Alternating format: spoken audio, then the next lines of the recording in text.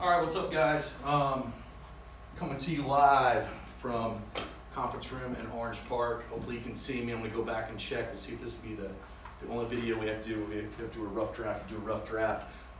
Today I'm gonna go through chapter 22, Vietnam War. We'll break it down into 3 parts: background, Vietnam War, and then like the details of it, and then we'll get into the consequences of the war. So I believe we're gonna try to do 3 different videos, and we'll release them each day. And make sure before each day you go back and you make sure you've already copied all the notes, so that way you just fill them in as I go along. So if you haven't done that yet, pause the video, wait, and then come back and restart the YouTube video from there. So go ahead and put the title down. If you have your notebook, great. Start on a brand new page. This should be under the second semester notes. Should be right after chapter 21. When we left off with JFK and LBJ. All right. So put it the title in the middle. Underline it. Chapter 22, Vietnam War. Okay. We'll start there. Okay. Today we're going to talk about a little background to Vietnam, and it's what a better time to talk about Vietnam is with all the craziness with the coronavirus coming out of Wuhan, China. So let's talk about where Vietnam's at. What you've already learned so far: Korea, Japan up top, okay? Australia down here, okay? And then we're going to talk about today French Indochina, Laos, Vietnam, and Cambodia. Okay, we're going to start there, and the reason why it's called French Indochina is because France had control before we got involved. Okay, so Vietnam under Truman, that'll be the first section we're going to talk about under the background. Okay, it was really kind of not our deal under Truman. We just let the French deal with Vietnam, and we basically got involved once the French said we're done with it. Okay, so French Indochina is made up of 3 parts: Laos, Vietnam, and Cambodia. Okay, all 3 are their own countries today. France had control over all of it, and if you look up right north, you have China involved. Okay, the Vietnamese are going to rebel against French colonialism. And the reason why the Vietnamese were so powerful back then is because they were supported by Communist China and the Soviet Union.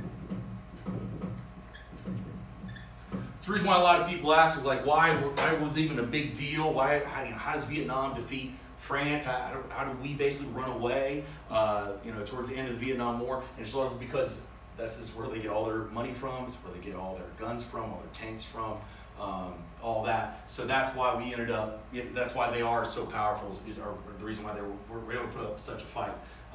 They had the uniforms of communists. They had guns of communists, tanks of communists, and we're going to get into a little bit more details on why we ended up having to leave. Right now, we just want to go through the background. So again, we've covered Vietnam under Truman. Now what happens with Vietnam under Eisenhower. Okay. So Truman's ending the war, World War II. He doesn't have any time to deal with this right here with Vietnam. He really just lets the French kind of handle it. And then under Eisenhower, the Viet Minh, which you're going to hear Viet Minh, you're going to hear the Viet Cong, both were fighting forces under the Vietnamese.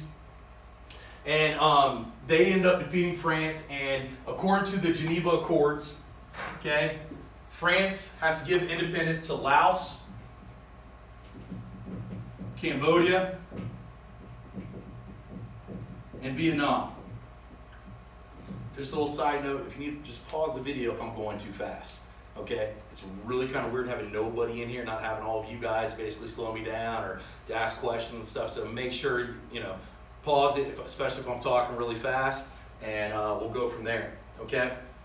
All right, so part of the Geneva Accords is these 3 countries get their independence, okay? And we establish a kind of like a same line that we have in Korea.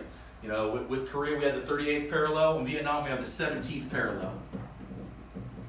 And just like in Korea, just like today, North Korea is communist. North Korea is the bad guys. South Korea is the good guys.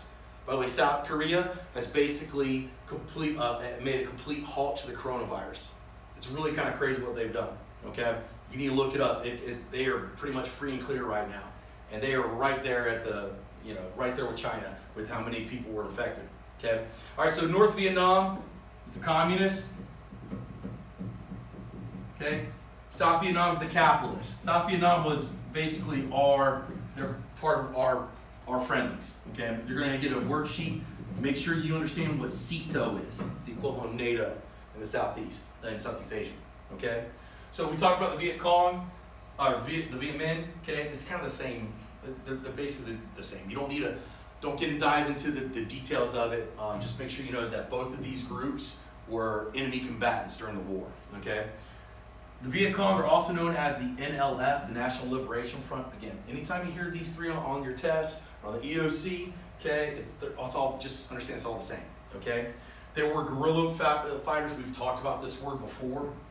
Okay, this is where enemy combatants use unorthodox war tactics. They're, it's kind of like what we see when the Revolutionary War. We've talked about this before, so you should know. Okay, the goal of the Viet Cong is to defeat South Vietnam and to bring about communism into South Vietnam. Okay, that's the ultimate goal. Okay, give you everybody a second there to copy that down. Pause it if you still need time. Okay. If you look at a couple of pictures I always thought were pretty unique. You have this guy in the Viet Minh right here with this, giant rifle, him wearing sandals. I always thought, the very poor country, but still, still had the ability to have, these communist guns. And here, poor guy in Vietnam getting shot to death with his hands behind his back, defenseless, really kind of sick stuff. So, all right. So let's get to Kennedy. Kennedy's where things escalate. So, let me erase this first, and I'll kind of go back and review what you need to know.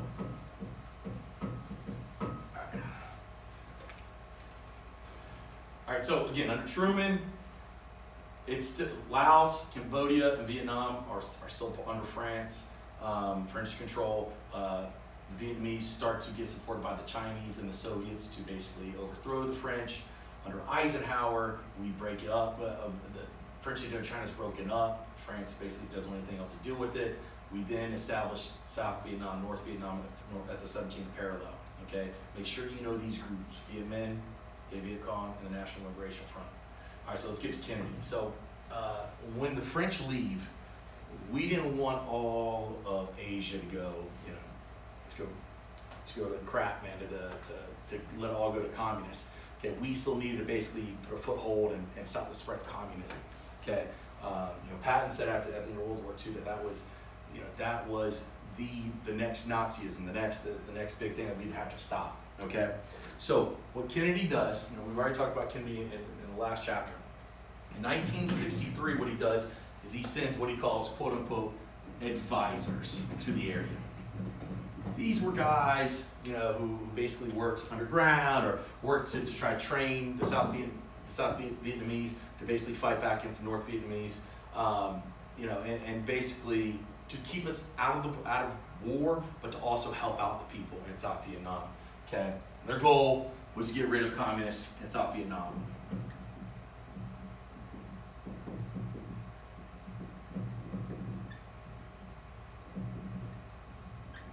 You see, United States military personnel with South Vietnamese people basically trained up in how to use guns and the rest of it.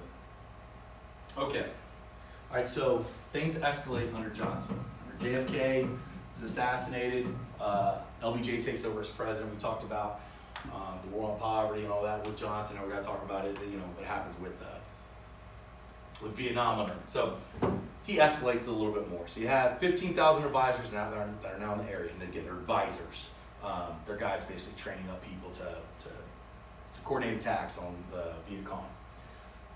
What Johnson does in order to keep us out of the war, but still to keep communism at where it's at, is he creates Operation Rolling Thunder. This will be on the test. Make sure you know that, star that. Okay. And what this is, Operation Rolling Thunder, is a bombing campaign on North Vietnam by us.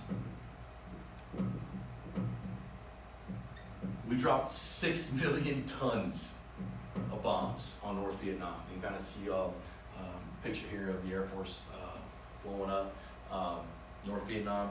And what we also see as well, which is kind of crazy, and some of the guys that were a part of this bombing campaign came and used or came in contact with Agent Orange.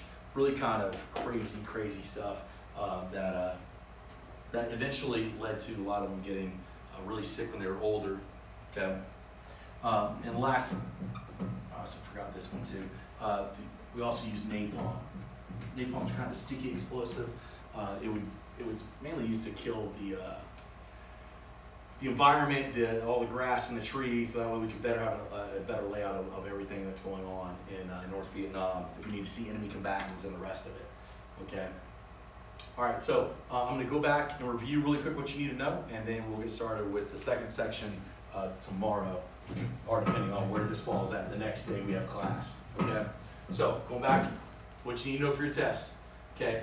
To make sure you know what we called Vietnam before, when it was together as French Indochina. Okay. Make sure you know the Geneva Accords broke up French Indochina to Laos, Cambodia, and Vietnam. Make sure you know the 17th parallel. Okay, it breaks up North Vietnam, South Vietnam. Know these three groups: Viet Minh, Viet Cong, and the NLF are all the same.